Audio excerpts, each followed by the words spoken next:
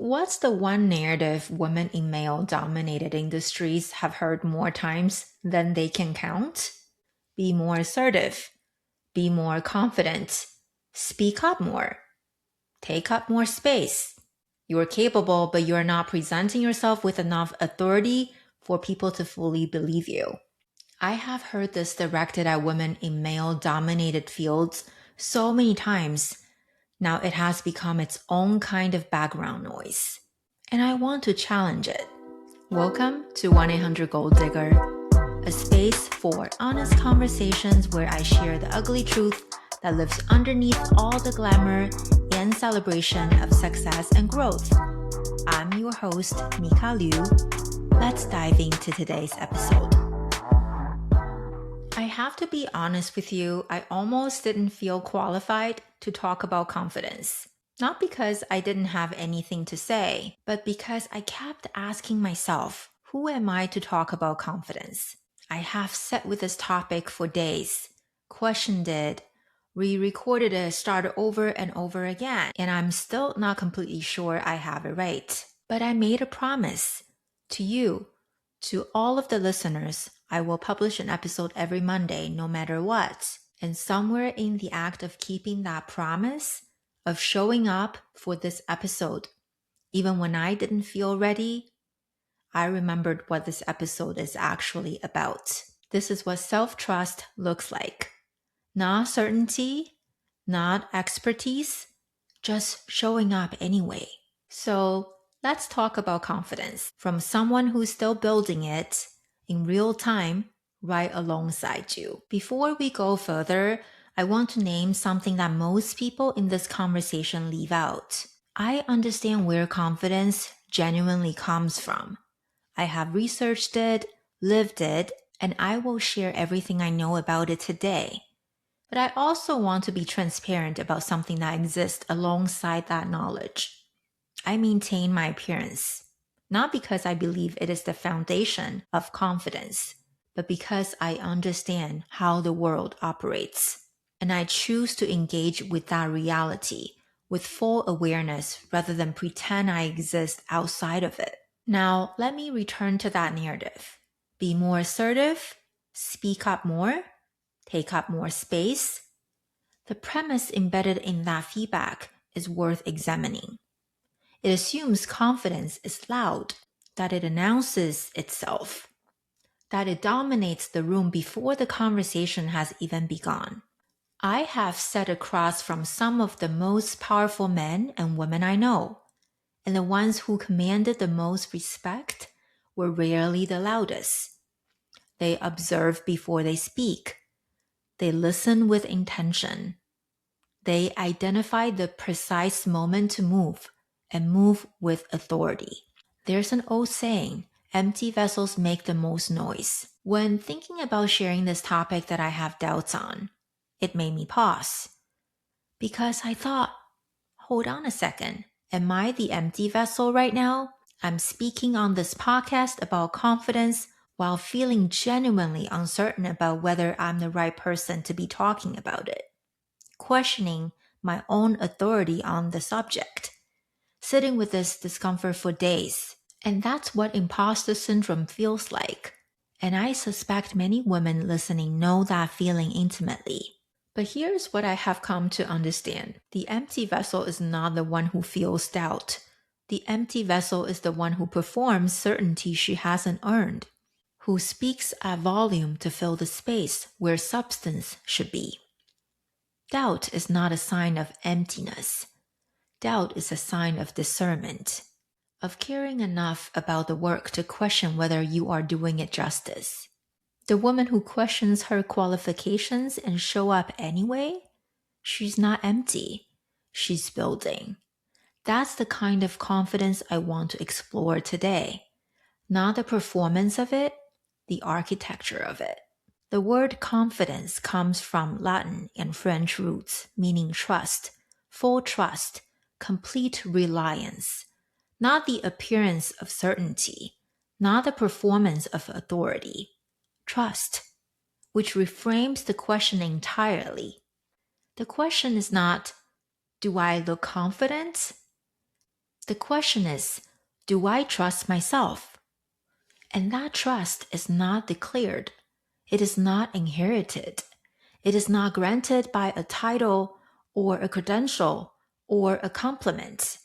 It is built through accumulated evidence, gathered slowly, consistently, often without recognition, until the weight of it becomes something you can stand on. Let me offer the most straightforward version of how this may look like. You commit to going to the gym, and everything in you wants to stay home, but you go anyway. That's the data point. One small piece of evidence that you are someone who follows through. Or you sit with a topic you're not certain you're ready to speak on. You work through the uncertainty. You show up and deliver anyway because you made a commitment. That's another data point. Individually, these moments may seem insignificant. Collectively, they form something remarkable. You build trust with yourself the same way you build trust with anyone. By doing what you said you would do, consistently, especially when it is inconvenient. And when you trust yourself, you begin to genuinely like yourself. The people you trust most in your life are not the ones who never struggled. They are the ones who showed up regardless. You can be that person for yourself. It begins with the commitments no one else sees you honor. I have practiced hot yoga for over 10 years. And mastery in that practice has nothing to do with the complexity of a pose or how flexible someone might be. Several years ago, during a class, my mind went entirely still. No analysis, no mind chatter, just breath and presence. I felt weightless. That was the product of 10 plus years of consistent practice, not a technique. It's a relationship with myself deep enough that I could finally be still inside it. Presence, genuine, grounded presence, is one of the most powerful expressions of confidence available to us. It requires nothing to be proven. It simply is. And if you listen to my previous episodes, you know I work in technology sales, a field with strong assumptions about what confident performance looks like. Assertive, dominant, always be closing. I want to offer a different framework entirely. The most effective salespeople don't sell. They pull. They observe. They listen. They identify the precise moment to move and move with authority. These are the qualities women often are criticized for, but I would argue they are the qualities that separate ordinary from excellence. Not long ago, a senior contact with over 17 years of tenure told me I was good at what I do, that I didn't overwhelm her the way most salespeople did. That landed as confirmation, evidence of something I had been building without always having language for it. Let's return to something I mentioned earlier, because I think it deserves more attention than a passing comment. I understand what genuine confidence is built from: self-trust, self-efficacy, integrity with yourself, the accumulated evidence of a life lived with intention. But I also maintain my appearance with deliberate attention. Not because I believe my worth is tied to how I look, but because I understand the world I'm navigating. Research confirms this. Attractive people receive measurably more favorable outcomes in professional environments, in hiring decisions, in how credibly their ideas are perceived, in the benefit of the doubt extended to them in ambiguous situations. I didn't construct that reality, but I'm not willing to ignore it either. There is a phrase that captures this really well. Don't hate the player, hate the game. Make the strategic move for yourself. Instead of fighting the system from the outside, wouldn't it be to your benefit to understand it well enough to make it work in your favor? A woman who invests in her appearance because she believes her self-worth is tied to how she's perceived physically, operates from scarcity. A woman who invests in her appearance because she understands the world she lives in, because she genuinely enjoys it, and because it is an expression of who she is, that woman is operating from knowledge. One is driven by insecurity. The other is driven by self-awareness. That distinction is everything. Psychology offers a framework that captures what I have been describing throughout this episode.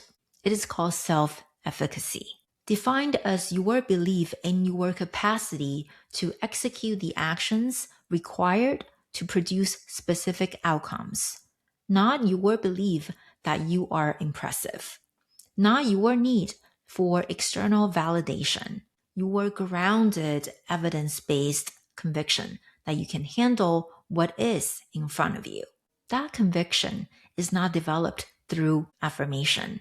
It is developed through experience, through attempting something difficult, navigating the resistance, and emerging the new evidence of your own capability. 10 plus years of disciplined yoga practice, a senior professional confirming what you have built even though you doubted yourself, publishing an episode on a Monday when you are not entirely certain you are ready. Each of these is a receipt, and receipts don't lie.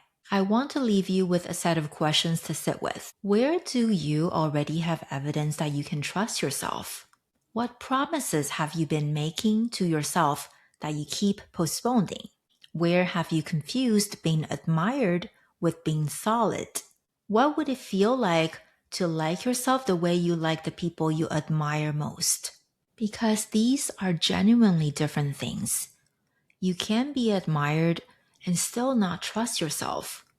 You can be well regarded and still feel fundamentally empty. You can perform confidence every single day and still not have built it. And here's what I found most important. The reason most women don't build this kind of confidence is not a deficit of capacity. It is that the inner work is genuinely harder than the external alternatives. It is harder than acquiring something. It is harder than performing. It is harder than waiting for someone else to confirm that you're good enough. And most of us choose the easier option for longer than we can admit. I did, for a long time. The work is not glamorous. It doesn't come with a credential or a before and after photo. What it comes with is something genuine. It's the quiet knowing that you showed up, that you kept the promises you made to yourself, that you built something real. If this is the kind of conversation you have been looking for, I'd like to invite you to subscribe on YouTube, Spotify, or Apple Podcast, because what's coming next is going to go even deeper. And I want to hear from you. Next episode, I'm going to ask one question. What's the one thing you know now that you wish you could go back and tell your younger self? Send me a voice DM on Instagram at 1-800-GOLD-DIGGER. Tell me what you would tell her. With your permission, your voice could be part of that episode. Because this show was never meant to be just mine. It's always meant to be ours. I started this episode by challenging a narrative. Be more assertive. Be more confident. Speak up more. Take up more space. I want to end it by offering a different perspective. Go deeper. Build more. Trust yourself more. Honor the commitments you make to yourself. Fill yourself up, because real confidence is not the costume. It's the trust underneath it. And the world does not need more noise. It needs more full bottles. This is 1-800-GOLD-DIGGER, and I will talk to you in the next episode.